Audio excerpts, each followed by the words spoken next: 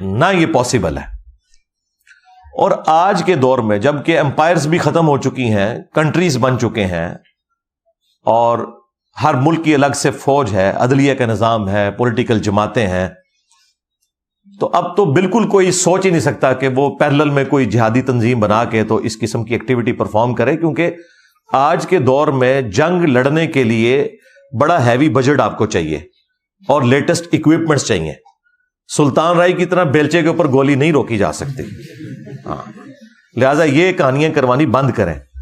آپ کے پڑوسی ملک میں بھی جو کچھ ہوا، لوگ اسے کبھی معجزہ بنا کے پیش کرتے ہیں. بھائی معجزہ کیا، بس امریکہ نے ڈیسائیڈ کر لیا تھا کہ اس نے جانا ہے، چلا گیا. لیکن چھوڑا ان کا بھی کچھ نہیں بیچاروں کا 20 سال کے اندر. اور اب یہ جو نئی پالیسیز کے بعد آپ کو پتا چل گیا کہ افغانستان کی پوری اکانومی چوری کے پیسے کے اوپر چل رہی تھی. یہ وہ ہیں جن کو آپ کہتے ہیں یادگار اسلاف اور صحابہ کرام کی یاد طالبان تازہ کر رہے ہیں. چوری کے پیسے کے اوپر، چوری کے ڈالرز کے اوپر اکانومی چل رہی ہے. $10 بلین کی ان کی ٹوٹل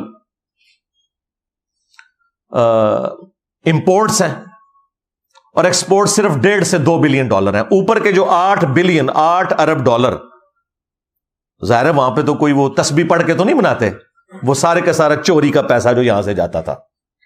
اب وہ ذرا ڈکا لگا تو آپ دیکھیں ڈالر آپ کا 307 روپے سے گرتے ہوئے آ کے 280 کے قریب پہنچ چکا ہے.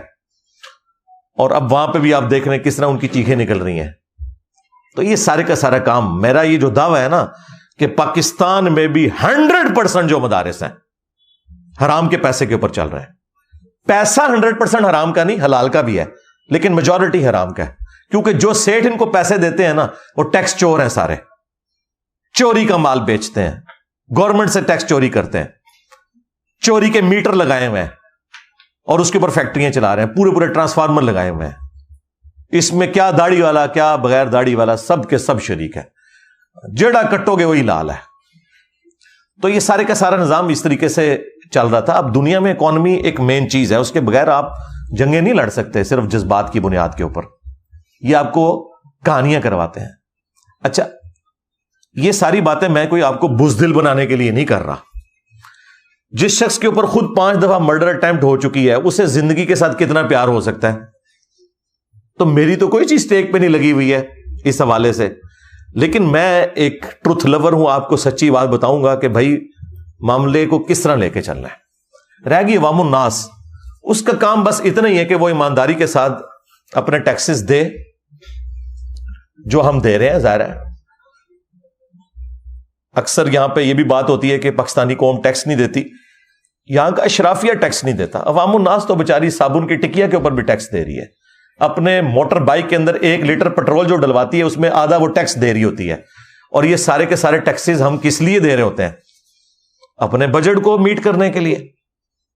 اور بجٹ کا بھی میجورٹی پورشن ہمارا ڈیٹ سروسنگ کے اوپر ہے، جو ہم نے پہلے ادھار اٹھائے ہوئے ہیں IMF کے تھرو یا ورلڈ بینک کے تھرو. اور وہ ادھار ہم نے کیوں اٹھائے تھے؟